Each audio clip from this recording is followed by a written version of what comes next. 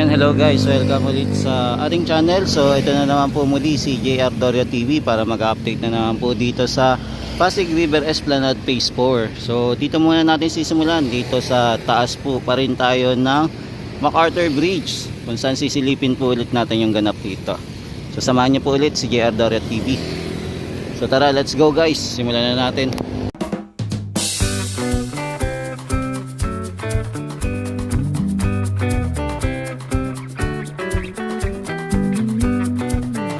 Yan, unti-unti na po binabaklas itong barge na naka-park dito.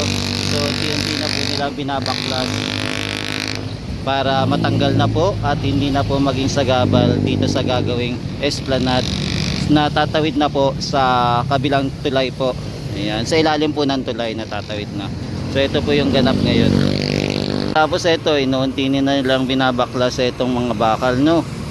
Ayan, so nakaharang na po. So ayan, naharangan na po. Nandito din po yung ating crane. Tapos nandito na din po yung crane na nagbabaon din po ng pilote. Nandito na rin po. So ito po yung ganap ngayon dito sa para sa Pasig River Esplanade po, Phase 4. Yan, nabakuran na din po nila itong area, pero may nakatariya po rin pong mga informal settler dito sa area na to. So nandito pa rin po sila. So ito muna siguro yung unahin nila, tapos unti-unti na siguro papaalisin na din po yung mga nakatira dito.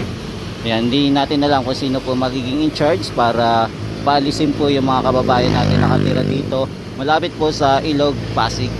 So ito po yung ganap ngayon. Ayan, so ongoing yung pagbabaklas po nila ng mga bakal galing po dito sa barge na to. Ayan, binabaklas na po nila unti-unti. Grabe, wala naman palang laman to, no? Tapos hindi na rin natanggal. Bakal din to, may benta rin. Ayan, so ito po yung ganap sa kabila, sa kabilang pagtawid po ng ilalim ng tulay ng MacArthur Bridge. Yan, tapos ito naman po yung MacArthur Bridge natin. Ito po papunta po ng Santa Cruz. Yan, tapos dito naman po papunta na po ng City Hall ng Maynila.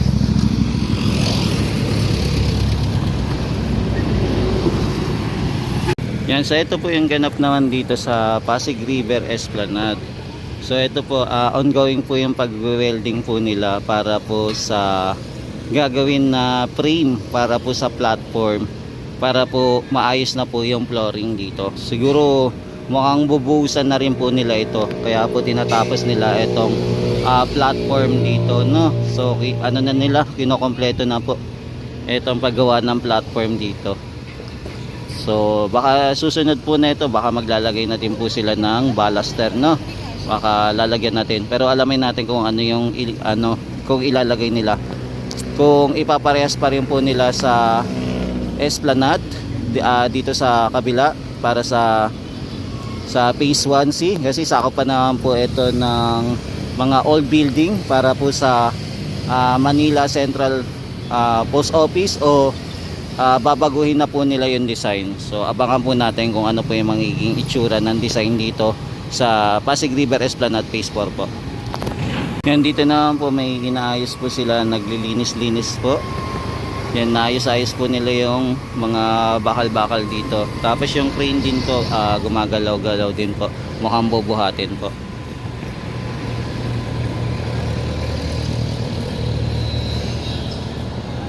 Yan, so ito po yung masisipag natin mga trabahador dito para sa Phase 4 po ng Pasig River Esplanade. Yan, silip po muna tayo ng mga pangyayari dito, kung yung mga ginagawa dito sa Pasig River Esplanade. Yan, tuloy-tuloy pa rin po yung pagtatrabaho nila, no?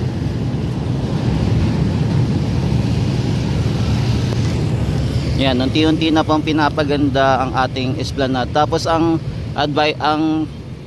presidential advisor na po ay si para po sa Pasig River Development ay si Acosar na po. So transfer na po siya, hindi na po siya sakop po ng DSUD. Hindi na po siya sakop ng DSUD o Department of Human Settlement, Urban Development. So hindi na po siya sakop.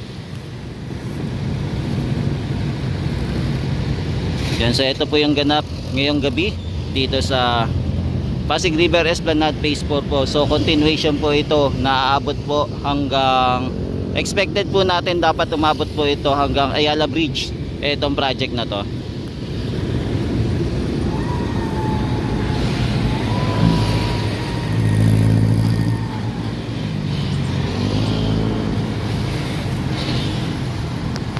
Yung barge po natin nandito pa rin po, so hindi pa rin po nalilipat sa tamang dapat ikalagyan niya. So nandito pa rin po sa barge. Yan, so balik-balikan na lang natin kung kailan po ito malilipat.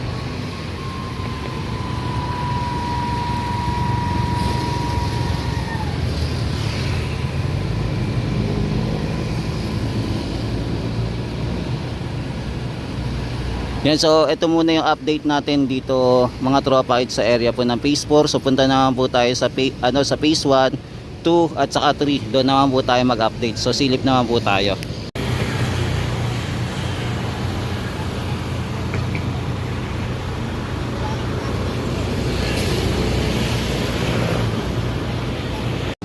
Yan, tinetesting po ulit nila etong pailaw dito sa Pasig River Esplanade dito po sa Jones Bridge. So testing po ulit nila.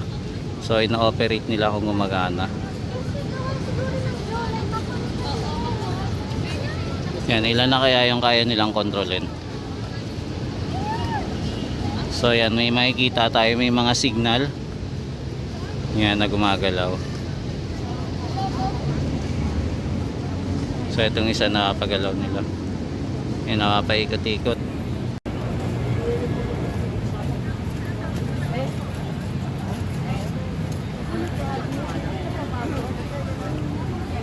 Nandito yung team na nag-aayos po ng Jones Bridge.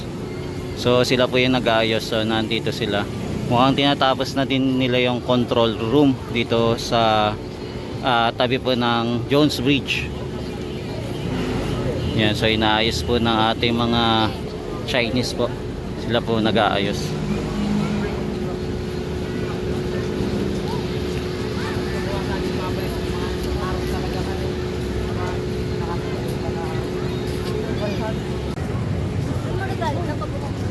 Yan, tinetesting na naman po nila yung etong ilaw. So may part lang po muna sila na pinapagalaw. Hindi pa po lahat pinapagalaw nila. So dito muna sa part na to yung pinapagalaw nila.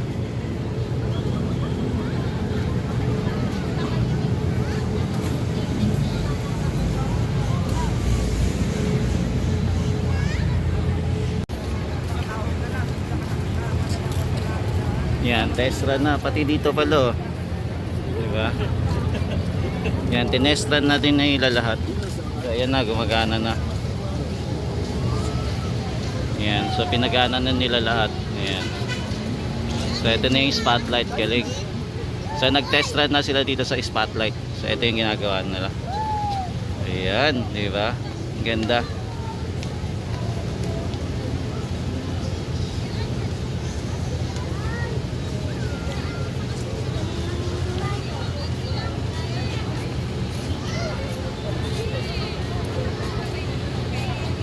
So operated na pala lahat, pati dito. Ayan, dito kalapit.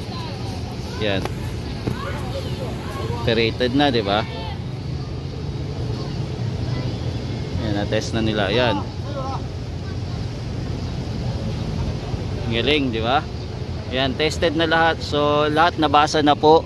So okay na, operated na po lahat. Hindi po yung nakaraan na napansin po natin meron pa pong kulang na hindi na-operate. Pero ngayon kontrolado na po lahat ng computer etong spotlight. Yung 3D, diba? Yung 3D light show, okay na po. So tested na po, operated na. So abangan na lang natin yung ano naman, yung ating strip light. Kung kailan naman nila papaganahin.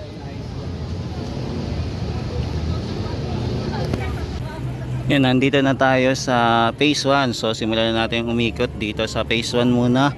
Then sunod Phase 2 at saka Phase 3.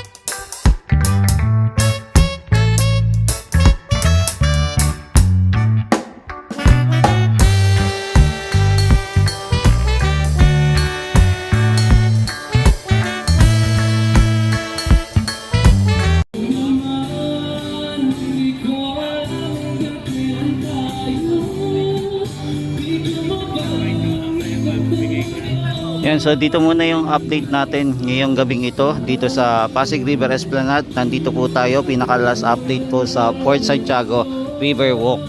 Yan, maraming salamat guys sa pagsama ulit kay JR Dorian TV. Hanggang sa muli, mahalin natin ang Pilipinas. Thank you po.